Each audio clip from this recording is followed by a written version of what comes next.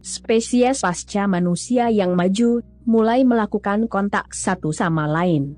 Killer Folk berbicara dengan Satiriax, Soul Breeders menjangkau dari kedalaman laut mereka, Modular People dan Pterosapiens bergabung, diikuti oleh Asymmetris People, Saurosapiens, Snake People, Symbiotes, dan Seal People. Mereka tidak saling mengunjungi secara langsung, karena jarak antar bintang terlalu jauh. Tetapi, mereka bekerja sama, dengan saling berbagi pengetahuan dan teknologi, dan mengawasi invasi alien. Mereka semua pun telah menemukan reruntuhan orang bintang dan Q, dan mereka juga tidak ingin diserang dan diubah untuk yang kedua kalinya. Aliansi pasca manusia ini berlangsung selama hampir 80 juta tahun, setiap spesies berkembang ke dunia baru, dan makmur bersama. Bugfacers tidak pernah bergabung dengan aliansi, karena mereka trauma, dan xenofobia. Ada juga satu spesies maju lainnya yang tidak bergabung, dan karena mereka, akan terjadi kejatuhan aliansi.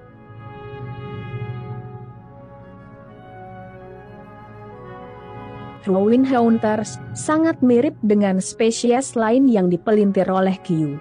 Tetapi di dunia mereka, kota-kota orang bintang belum sepenuhnya hancur. Jadi, Ruin Hunters memiliki akses ke sisa-sisa teknologi dan pengetahuan orang bintang, yang memungkinkan mereka untuk maju dengan kecepatan yang berbahaya. Teknologi mereka berkembang begitu cepat, sehingga struktur sosial dan politik mereka tidak teratur. Dan mereka hampir menghancurkan diri mereka sendiri, dalam serangkaian perang nuklir di seluruh dunianya. Karena itu, Ruin Hunters menjadi gila. Mereka meyakinkan diri mereka sendiri, bahwa mereka sendirilah keturunan dan pewaris sejati orang bintang, dan hanya mereka yang berhak merebut kembali warisan zaman keemasan leluhur mereka. Jadi, ketika spesies manusia lain membentuk aliansi, Ruin Hunters menolak untuk berpartisipasi. Tetapi, Ruin Hunters berkembang pesat, dan mengancam akan membakar dan menghancurkan dunia. Ruin Hunters menggunakan teknologi super canggih mereka, untuk meninggalkan tubuh organiknya, dan menggantinya dengan mesin. Mereka menjadi Gravitals. Bola logam mengambang yang dapat membentuk lingkungan di sekitar mereka dengan medan gravitasi. Mereka sepenuhnya mesin. Tetapi, mereka masih memiliki pikiran manusia, yang dikodekan ke dalam komputer kuantum. Jadi, mereka masih memiliki ambisi dan delusi manusia, yang dipelintir dengan keangkuhan narsistik neurotik. Gravitals mulai memusnahkan semua kehidupan lainnya. Dan spesies manusia lainnya, tidak dapat menghentikan mereka. Gravitals datang ke dunia manusia, dan menghalangi matahari mereka dengan kanvas hitam yang luas. Jika mereka mencoba melawan Gravitals, mereka akan dihabisi dengan asteroid. Sebenarnya Gravitals tidak membenci spesies lain, Gravitals hanya tidak melihat manusia sederajat dengannya, dan memusnahkan mereka seperti lalat. Jadi, semua Snake People, Soul Breeders, Pterosapiens, dan yang lainnya, yang telah bekerja sangat keras untuk bertahan hidup, dihabisi, satu persatu. Satu-satunya yang selamat dari genosida ini adalah si xenofobia Bugfacers yang pemalu. Untuk alasan yang tidak diketahui, Bugfacers dibiarkan hidup, dan Gravitals menggunakannya sebagai subjek untuk eksperimen biologis. Gravitals mengubahnya menjadi bentuk baru yang sangat aneh, sehingga membuat Bugfacers terlihat jinak. Selain sebagai pelayan dan pekerja, Gravitals membuat subjek menjadi karya seni yang aneh. Seperti makhluk yang hanya dirancang untuk memainkan jari-jarinya yang dimodifikasi seperti seperangkat drum, sambil memainkan nada-nada dari lagu pop tertentu. Gravitals membuat ekologi buatan yang rumit dari daging manusia, hanya untuk hiburan dan keingintahuan semata. Gravitals mendaur ulang dan menggunakan kembali kehidupan organik, layaknya seseorang yang mengotak-atik komponen komputer atau mendaur ulang sampah. Dan begitulah selama jutaan tahun, kehidupan organik yang ada di bawah kekaisaran mesin. Tetapi, tidak semua Gravitals melihat kehidupan dengan cara yang sama. Beberapa sekte agama dan filosofis di antara Gravitals berpendapat bahwa semua bentuk kehidupan memiliki hak. Mereka diam-diam menciptakan spesies manusia yang bisa hidup dan berpikir dengan bebas. Beberapa Gravitals bahkan jatuh cinta dengan ciptaan manusianya sendiri. Masyarakat Gravitals menjadi terbagi antara Gravitals toleran yang menghormati kehidupan manusia dan Gravitals panmekanis konservatif garis keras. Selama jutaan tahun, Gravitals dan Astromorph telah saling mengawasi dengan gugup. Gravitals di planet-planet, sedangkan Astromorph di luar angkasa. Mereka berdua sangat kuat, tetapi takut jika perang bisa menghancurkan keduanya. Tetapi, dalam upaya menyatukan masyarakat mereka yang terpecah, Gravitals memilih untuk memulai perang dengan Astromorph.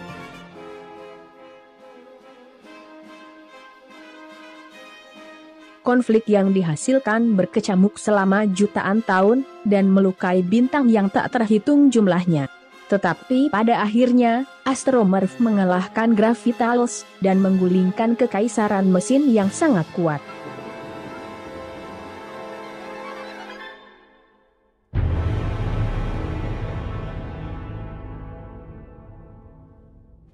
Para Astromorph memutuskan untuk membersihkan kekacauan yang dibuat mesin-mesin itu. Mereka mengambil sisa manusia hidup yang telah dipelintir oleh Gravitals dan menciptakan dunia yang dapat dihuni untuk mereka tinggali. Para Astromorph memainkan peran dewa, menyemai kehidupan di seluruh galaksi, dan spesies manusia terlahir kembali sebagai pewaris dunia baru di bawah pengawasan para Astromorph. Astromorph memastikan bahwa tidak akan ada bajingan genosida yang akan menaklukkan galaksi lagi. Jadi, mereka menciptakan versi diri mereka yang lebih kecil dan lebih sederhana untuk hidup di dunia manusia yang disebut Terrestrials. Para Terrestrials memainkan peran raja, pemuka agama, dan penjaga, membimbing dunia mereka di sepanjang jalan yang bijaksana. Tetapi tidak selalu berjalan dengan mulus, terkadang dunia memberontak. Jadi, Astromorph terpaksa menghancurkan mereka. Terkadang Terrestrials korup dan bermain layaknya dewa dan mengeksploitasi rakyat mereka. Tetapi dengan satu atau cara lain, dunia manusia menyebar dan membentuk kerajaan galaksi yang makmur. Gravitals tidak sepenuhnya dihancurkan oleh Astromorph. Mereka mengubah Gravitals menjadi mesin super canggih yang sangat berguna. Para Astromorph melumpuhkan senjata gravitasi mereka, dan sedikit mematikan pikiran mereka untuk mencegah pemberontakan. Dan menggunakan Gravitals sebagai pekerja, untuk bekerja di lingkungan yang berbahaya. Machines diberi badan nanoteknologi, yang bisa berubah menjadi bentuk apapun. Machines akhirnya menjadi warga kekaisaran, tetapi sering didiskriminasi. Para mesin tidak pernah sepenuhnya dipercaya setelah kekejaman Gravitals di masa lalu.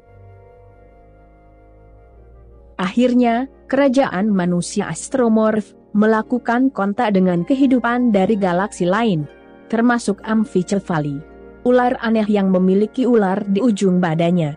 Rupanya makhluk-makhluk ini memiliki sejarah evolusi yang sama panjang dan kompleksnya dengan manusia. Dan setelah semua yang mereka lalui, bentuk kehidupan kedua galaksi itu akhirnya cukup tua dan cukup dewasa untuk bertemu secara damai tanpa konflik.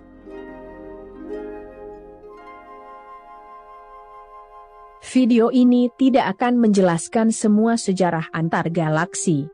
Ceritanya tidak akan ada habisnya. Bagaimana galaksi-galaksi bersatu kembali dan mengalahkan Q, atau bagaimana mereka membuat matahari mereka dalam cangkang buatan, dan melintasi ruang angkasa melalui lubang cacing. Manusia, astromorf, mesin, dan semua keturunannya kini telah punah. Mereka telah mati selama 1 miliar tahun kemudian. Video ini hanyalah perkiraan terbaik tentang sejarah mereka. Tidak tahu apa yang membuat mereka punah? Mungkin perang destruktif yang tak terbayangkan? Mungkin kerajaan mereka terpecah belah, dan setiap dunia mengalami kematian mereka yang lambat. Tetapi, satu momen yang layak diceritakan adalah penemuan kembali planet Bumi. Seorang peneliti tunggal menemukan tempat kelahiran umat manusia, di mana semua astromorf, mesin dan pasca manusia lainnya, bisa melacak asal-usul mereka. Bumi telah menjadi stagnan dan liar saat itu. Bagaikan dunia kosong yang tidak jelas. Tetapi, setelah 1,5 miliar tahun kehampaan, manusia kembali ke dunia asal mereka. Berubah, tanpa bisa kembali maupun dikenali. Selama misi penemuan kembali planet Bumi, manusia telah berkembang pesat dan menyimpang jauh dari bentuk maupun kemampuan dan pengetahuan. Untuk waktu yang sementara, mereka sudah seperti dewa. Beberapa mengklaim bahwa umat manusia bermigrasi ke alam eksistensi yang lebih tinggi. Tidak tahu apa yang terjadi, dan pada akhirnya, itu bukanlah masalah. Bukan tentang dominasi tertinggi galaksi, atau transendensinya dari kenyataan. Menjadi manusia adalah tentang kehidupan sehari-hari, dari lagu-lagu cinta para hedonis yang riang, keluarga Sail People berbagi makanan, dan pontifikasi dari Petero Sapiens. Narasi yang lebih besar dan cita-cita absolut, adalah apa yang menyebabkan kekejaman terburuk umat manusia. Gravitalis, membantai untuk merebut kembali masa lalu. Q, menaklukkan untuk masa depan ideal yang fanatik. Hidup untuk tujuan akhir yang abstrak, seringkali mengarah pada kehancuran. Jadi, ketika kalian melihat sisa-sisa spesies manusia yang telah lama hilang, ingatlah bahwa masa kinilah yang terpenting, bukan masa lalu atau masa depan. Apa yang kalian lakukan hari ini, membentuk hari esok, bukan sebaliknya. Jadi cintai hari ini, dan raih semua hari esok.